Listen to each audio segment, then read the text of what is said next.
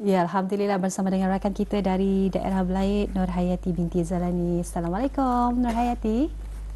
Waalaikumsalam warahmatullahi. Daud Iskandar dan Mahira, apa kabar nih pada hari ini?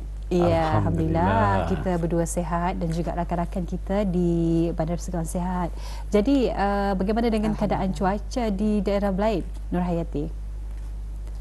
Keadaan cuaca alhamdulillah pada pagi nampak cerah saja ya. Alhamdulillah. Alhamdulillah. Kalau Mhm. tadi di Bandar Sepegawan agak sedikit mendung ya.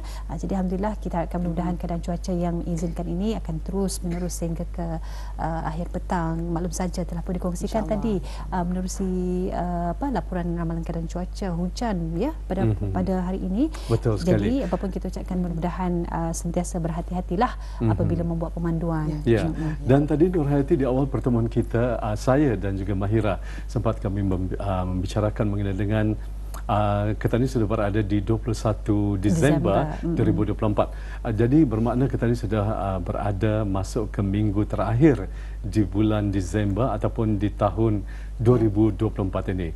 Kalau Nur Hayati, apakah mungkin ada aktiviti-aktiviti ataupun perancangan bagi penghujung tahun ini ya, sebelum 2024 menutup ataupun melabuhkan tirainya, mungkin ada perancangan-perancangan daripada Nur Hayati sendiri secara peribadi?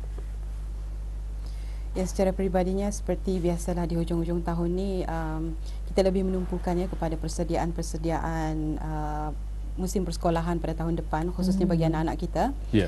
Dan juga untuk meluangkan masa bersama keluarga, dan juga inilah masanya untuk minggu terakhir di tahun 2024 ini kita lebih banyak meluangkan masa bersama keluarga lah, terutama sekali dalam merancang aktiviti-aktiviti aktiviti-aktivitinya orang berkumpul-kumpul dengan keluarga di hujung tahun ini, insya-Allah. Okey, betul Ya, juga betul ya. sekali. Itulah sebenarnya dengan berbaki waktu cuti lebih kurang seminggu sahaja lagi ni, pastinya diluangkan waktu yang berharga bersama dengan ahli keluarga, dan juga memang tidak lupa seperti yang telah pun dinyatakan tadi oleh Nur Hayati, barang-barang persekolahan ya perlu juga disediakan sebelum musim persekolahan nanti. Jadi apapun kita terus saja serahkan kepada Nur Hayati apakah bahan yang akan dikongsikan dari daerah Belaid. Jadi apa kata kita terus saja serahkan kepada Nur Hayati. Silakan. Baik, terima kasih rakan kita Daud Iskandar dan Mahira. Assalamualaikum warahmatullahi wabarakatuh. Terima kasih sudah bagi mengikuti lintas langsung dari daerah Belaid pada pagi ini. Dan seperti biasa sudah kita akan pada hari ini kita ada tetamu di studio yang akan membincangkan satu topik yang lebih umum.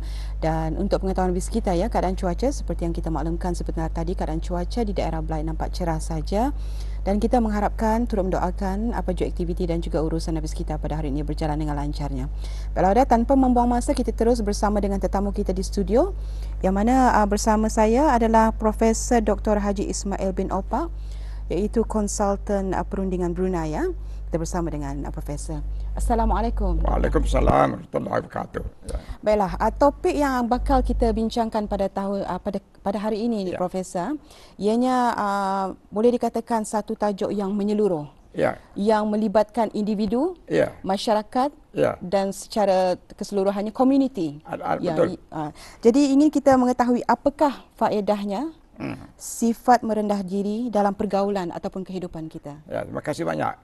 Yang sebenarnya bila kita berkatakan sikap merendah diri, di dalam merendah diri itu ada 3 nilai. Ya. Pertama ialah toleransi, tolak ansur. Betul. Yang kedua ialah empati, iaitu memahami perasaan orang. Ya. Yang ketiga ialah iaitu yakin dan percaya pada Tuhan. Jadi ketiga-tiga ini sebenarnya adalah dia rangkuman dalam sikap merendah diri itu. Jadi kalau kita nak katakan mengenai faedahnya, dia adalah sebagai suatu latihan minda supaya dia dapat mengeluarkan hasil yang harmoni dan dapat menyenangkan dia dan dapat menyenangkan orang lain. Jadi oleh sebab itu, yang keduanya ialah faedahnya pada kita. Ini adalah satu contoh atau teladan yang baik pada anak-anak kita, pada keluarga kita, masyarakat kita. Yang kedua. Yang ketiga ialah, yang ini sebenarnya sikap merendah diri. Kita akan diminati oleh orang. Yang kedua, ya, disayangi. Jadi artinya bahawa ketiga-tiga itu adalah satu nilai yang amat penting dalam kehidupan kita. Hidup dalam keluarga, hidup dalam masyarakat, malahan dengan siapa pun. Oleh sebab itu bahawa itu sikap menilai diri ini amat penting bagi kita semua. Ya. Ya. Seperti yang Profesor sebutkan tadi, ianya perlunya ada sifat tolak ansur untuk melahirkan sifat merendah diri ini. Dan pastinya macam mana cara untuk merendahkan diri supaya ia benar-benar bernilai dalam diri seseorang. Ya, terima kasih banyak. Banyak orang menyoal macam mana sebenarnya nak merendahkan diri. Yang pertama ialah iaitu kita mesti ada kesedaran dan keinsapan. Ini dua ini amat penting asas. Kalau tidak kita sedar, kalau tidak diinsaf, tak ada merendah diri. Jadi oleh sebab itu merendah diri ini berpunca daripada kesedaran dan juga keinsafan kita sendiri.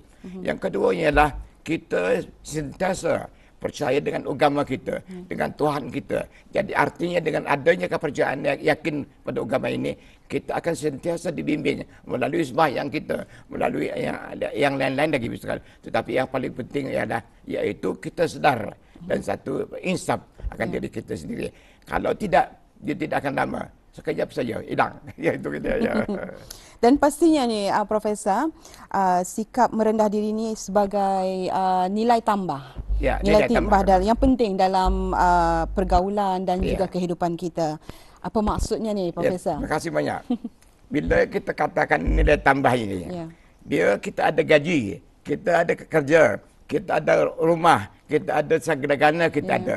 Tetapi kalau tidak ada misalnya pangkat kita, kelulusan kita ataupun kebolehan kita, ini tidak dapat menyerikan, tidak dapat mencahayakan hidup kita kalau tidak ada sikap merendah diri. Jadi artinya merendah diri ini adalah sebagai satu cahaya dan seri dalam hidup kita. Saya rasakan bahawa orang yang sentiasa merendah diri, dia tidak kira pangkat, dia tidak kira kedudukan dia, tidak kira gaji dia, tetapi dia masih sikap merendah diri itu ada. Inilah dimaksudkan bahawa kejujuran, keikhlasan dan keinsafan itu adalah nilai-nilai utama dalam diri kita sendiri. Jadi inilah salah satu daripada caranya supaya kita sentiasa, bukan ada masa-masa, tapi kita sentiasa merendahkan diri, terutamanya kepada ibu bapa.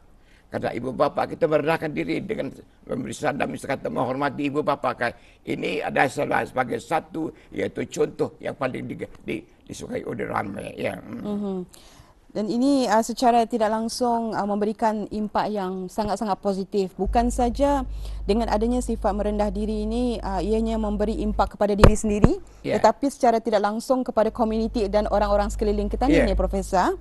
Jadi orang yang bersikap rendah diri ini, adalah orang yang selalu dekat dengan Allah Subhanahu Wa Taala. Mungkin Profesor dapat menjelaskan dengan lebih lanjut sedikit mengenai itu. Yang sebenarnya bila katakan nilai tambah, sebagai nilai tambah itu tadi artinya kita ada kedudukan, kita ada gaji, kita ada pangkat lain, ini tidak akan berseri, tidak akan indah dalam cahaya hidup kita. Oleh sebab itu bahawa sebagai nilai tambahnya iaitu walaupun kita gaji besar, walaupun pangkat kita tinggi ataupun gaji kita besar dan lain-lain itu, tetapi kalau dia tidak merendahkan diri itu, maka inilah salah satu daripadanya. Tidak ada seri hidupnya, tidak bercahaya hidupnya. Kerana apa ni? Sikap merendah diri itu tidak ada. Oleh sebab itu kita katakan bahawa didikan yang pertama supaya ada nilai tambah ini, bahawa anak-anak kita perlu diajar, perlu dididik supaya dia faham dengan maksudnya dengan merendah diri ini.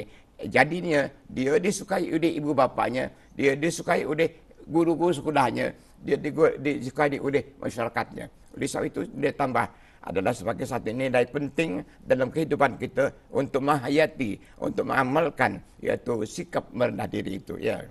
Baiklah, alhamdulillah dengan adanya penjelasan daripada Profesor itu sedikit sebanyak dapat juga menjelaskan dan juga menerangkan orang maksud perlunya adanya sikap merendah diri dalam diri seseorang. Terima kasih Profesor di atas penjelasan tersebut. Terima kasih sekali lagi.